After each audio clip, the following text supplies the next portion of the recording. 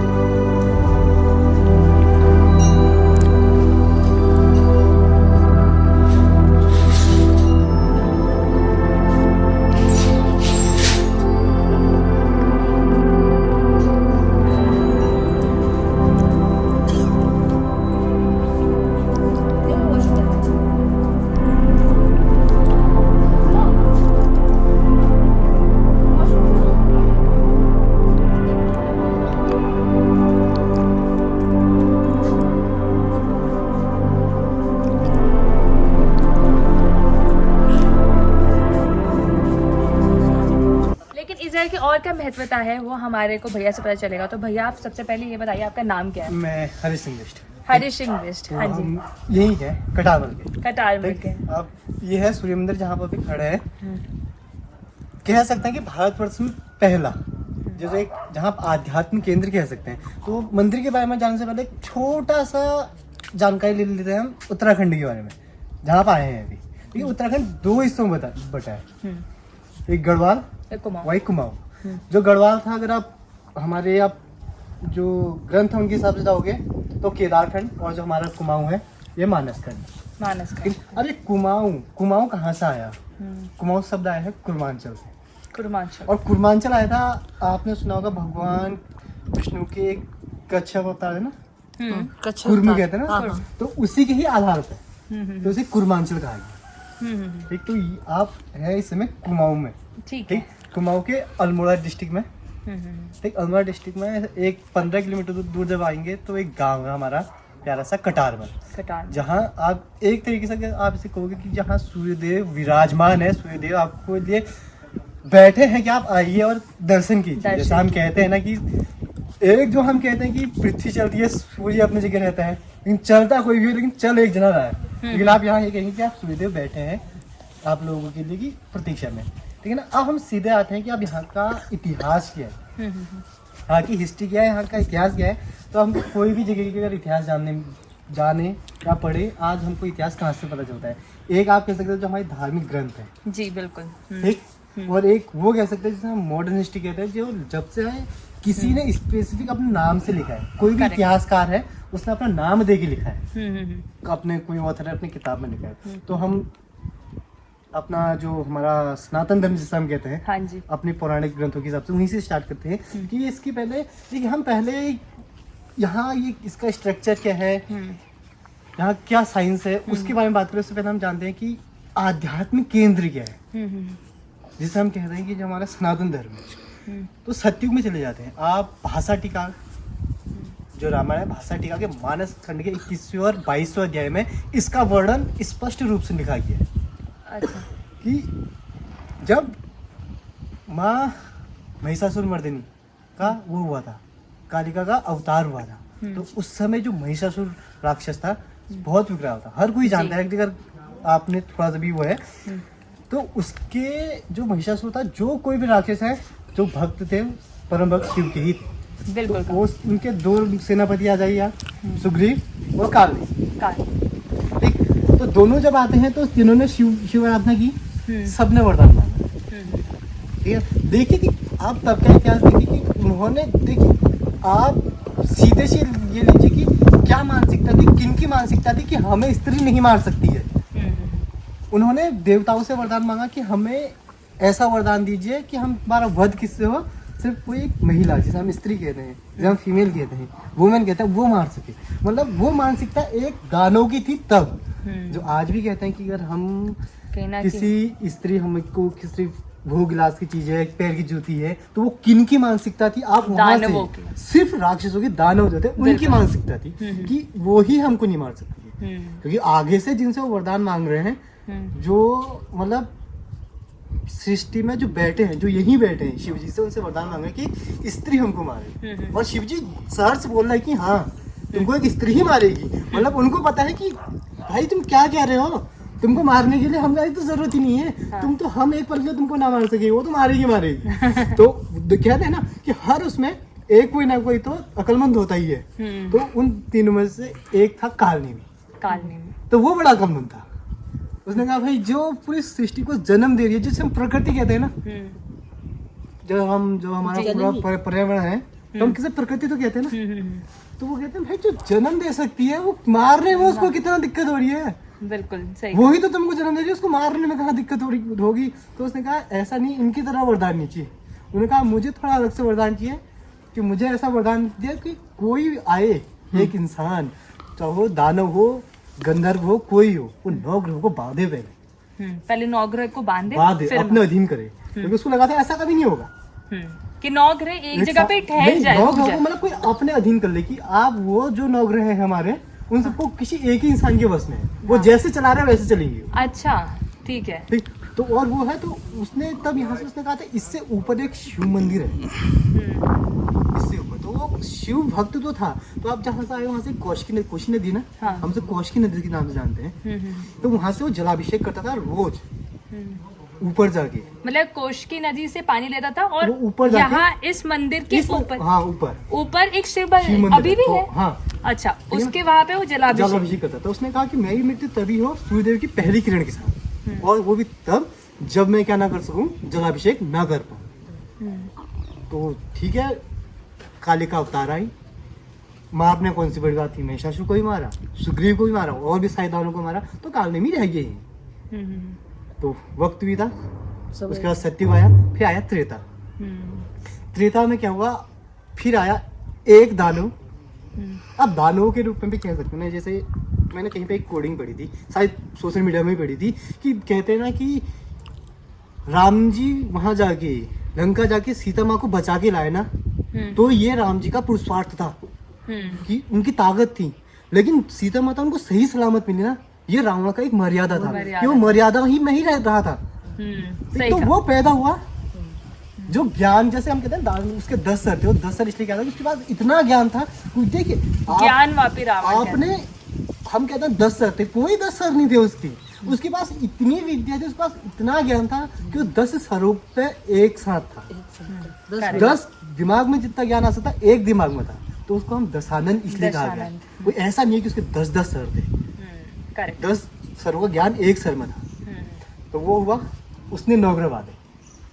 रावण ने 9 ग्रह अपने अधीन किए। अच्छा। जिसमें उसने कहा था शनिदेव को उसने अपनी जो बेड है उसमें बांध दिया था कि जब अच्छा। शनिदेव ही कहता शनि दृष्टि पड़ती है तो उसने वहां बांध दिया था।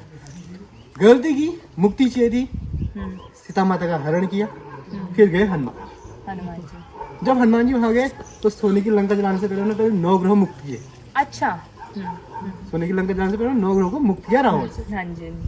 फिर हनुमान जी आए, राम जी को सूचना दी कि हाँ सीता माता वहाँ है, हम सेना लेके चलते हैं। वो अलग कहानी है, वो गए, वो हर किसी को पता है क्या हुआ था। तो उसी बीच में लक्ष्मण जी को शक्ति लगी, लक्ष्मण को एक तीर लगा था जो मेघनाथ ने मारा। जी बिल्कुल। ठीक, तो उनको संजीवनी चाहिए थी, संजीवनी चाहिए थी। तो उन्होंने कहा कि उत्तर दिशा में हिमालय की गोद में एक बूटी मिलती है संजीवनी, जो लक्ष्मण जी को यही आप जीवित कर सकती है, कह सकते हैं। लेकिन आप देखेंगे स्पष्ट रूप से देखेंगे ना, तो उसमें ये नहीं कहा कि जीवित कर सकते हैं, उन्होंने ये कहा कि उनको मूर्छित अवस्था से, जिसे आज हम कहते हैं कि कोमा मुझे ले गया। लक्ष्मण जी मरे नहीं थे।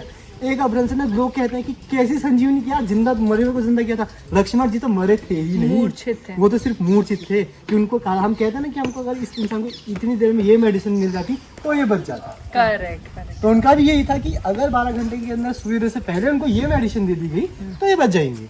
तो ये था कि हमारे आयुर्वेद अब लाना कैसे है। ठीक, तो जब वो यहाँ से निकलते हैं तो उत्तर भारत को अब यहाँ का एक है। अब आप हम आते हैं जो मैंने कहा 22वें अध्याय में, तो वो कहते हैं कि यहाँ से 34 योजन की दूर पे एक पर्वत है जहाँ हनुमान जी आते हुए टकरा गए थे।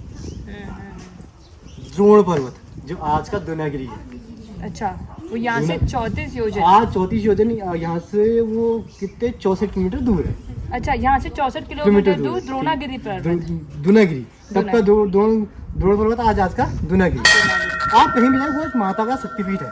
ठीक है, आप कहीं भी जाए माता, जहाँ माता का मंदिर होगा वहाँ हनुमान जी होंगे ही होंगे। लेकिन जब वो आए थे तो वहाँ जब वो हनुमान जी टकराए थे तो वहाँ जो ऋषि मुनि तपस्या कर रहे थे ना, उन सबकी क्या हुई, तपस्या भंग हो गई। वो बाहर आए तो उन्होंने देखा, उन्होंने कहा कि ये क्या है, ये कौन है।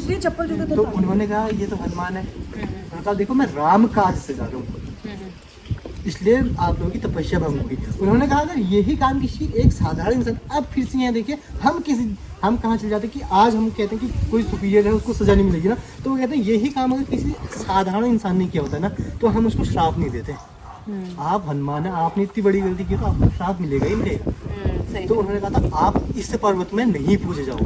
तो दुनागिरी में आज भी हनुमान जी का आपको एक मंदिर नहीं मिलेगा, इकलौता पर्वत जहाँ हनुमान जी की पूजा नहीं होती। अच्छा, वहाँ पे लेकिन माता की पूजा। हाँ, तो जब हनुमान जी यहाँ गए, ठीक है, फिर यहीं आते हैं तो हनुमान जी ऋषि मुनि ने यहाँ पर रोका उनको। उन्होंने कहा आप बताइए कि आप शिव के एक अवतार हैं, तो आप बताइए कि इनका अंत कैसे होगा। तो काल नहीं। तो वो कहते हैं कि आप एक काम कीजिए, बरगद की लकड़ी पे सूर्य देव का आवाहन कीजिए, वही इसकी मृत्यु का कारण बनेंगे, वही इसका वध कर सकते हैं और कोई भी नहीं कर सकते। आप ये सूरज की पहली किरण के साथ जिस बरगद की लकड़ी में उनकी पहली किरण जाएगी, जिसमें स्थापित होंगे, मतलब एक जगह पे आएंगे, बैठ जाएंगे, विराजमान होंगे, वहीं पर से उसका अंत होगा। तो वो कहते हैं कि यार कल सुबह तक का है, काले में को इसका पता चल गया है, तो अब तो वो हमारा अंत कर देगा कल सुबह तक, तो अब हम कहाँ जाए। तो कहते हैं ये ऐसा मत कीजिए, यहाँ से 2.5 कोस योजन की दूरी से एक और शिव मंदिर है, ठीक है, बलसा महारुद्रेश्वर। वहाँ कहते हैं जो बाजेश्वर बलसा महारुद्रेश्वर, बलसा महारुद्रेश्वर आज हम बोस का वो कहते हैं। तो वहाँ पे जो शिवलिंग है उसे कहते हैं पंचमुखी है, ठीक। तो वो कहते हैं मैं साक्षात रुद्र रूप में वहाँ बैठा हूँ, अगर उसने ये हिमाकत की तो मैं उसको खुद ही समाप्त कर दूंगा। उसको पता है कि मैं इनको मार नहीं सकता, आपको सता सकता है, मार नहीं सकता है, ठीक। तो वो कहता है कल सुबह तक आप वेट कीजिए। फिर वही हुआ, उन्होंने बरगद की लकड़ी पर सूर्यदेव का आवाहन किया। जैसे हनुमान जी ने? नहीं, ऋषियों ने। हनुमान जी को तो जाना था ना, हनुमान जी दूसरे दिन सुबह तक रुकते तो वहाँ लक्ष्मण जी मर जाते। जो समय मूर्छित अवस्था में पड़े हैं, जो समय बेहोश पड़े हैं, वो तो मर जाते ना। तो उनका आप वो कीजिए, उन्होंने अच्छा, जैसे वो रास्ता बता गया हनुमान जी, क्या बरगद के ऊपर लकड़ी ये पर आह्वान कीजिए। तो वहाँ पर जो आपने एक जो मूर्ति देखी, हाँ, भगवान के पीछे एक वो है बरगद बरगद का वो है जो ढका है अभी, ढका। वो हम ये कह सकते हैं कि वही एक शक्तिपीठ है। वो शक्तिपीठ है, एक्चुअल में शक्तिपीठ है। जे बरगद के अंदर वो सूर्य भगवान विराजमान है। शिला रूप में हो गया। नहीं, वो बरगद की लकड़ी के उसमें लकड़ी के? वो मतलब वहीं पर स्थापित है उसी में। अच्छा अच्छा। तो यहाँ पर हुए सूर्यदेव की पहली की आई, उसमें हुए और देखिए कि अंत तो होना था, काल में का अंत होना था, ऊपर तक पहुँच नहीं पाया और उसका अंत हुआ, खुद ही अपने आप खुद ही अपना आप अंत हुआ। तो तब से यहाँ पे इसी वजह से कि सूर्य मंदिर कहीं पे भी बनाया जा सकता है ना, सही कहा। कहीं पे भी बनाया जा सकता है। क्यों आप इतनी दूर बनाओगे? क्यों? आज तो आप यहाँ से आ गए हैं, ऊपर पैदल आ गए, गाड़ी से आ गए, उसमें पगडंडी थी ना, पूरा पहाड़ था। आप यहीं पे क्यों नहीं, कहीं पे भी बना सकते थे, नदी किनारे बना सकते, कोई और जगह बना सकते। कोई महत्वता थी ना इस जगह की कि यहीं पे तो उनका आह्वान है, स्थापित तो यहीं पे है। सही ठीक है, तो हम आ जाते हैं उसके बाद कि अब ये तो आगे हम जो हमारा पूरा जो हमको पुराणों में मिलता है, अब आ जाते हैं कि किस किसने यहाँ के बारे में लिखा है। तो सबसे पहले जैसे मैंने आपको बताया था, ईटी एंटिकेशन थे, उन्होंने यहाँ के बारे में लिखा था। ठीक है, उनकी किताबों में डॉक्टर हेमराज शर्मा जो आर्कोलॉजिस्ट है, उनकी किताबों से हमको जो मिलता है। उत्तराखंड में शासक जो कहते थे कतुरी, उसके बाद आए हमारे चंद राजा, उसके बाद आए गोरखा के बाद ऑब्वियसली अंग्रेज आए थे। अंग्रेज है। ठीक है ना, लेकिन उससे पहले भी आप हमारा विक्रम संवत चलता है ना, वो सब सूर्यदेव की उससे चलता है, सूरज की जो गणना होती है उससे चलता है। तो उससे पहले जो थे यहाँ जो रहा करते थे वो खंस थे।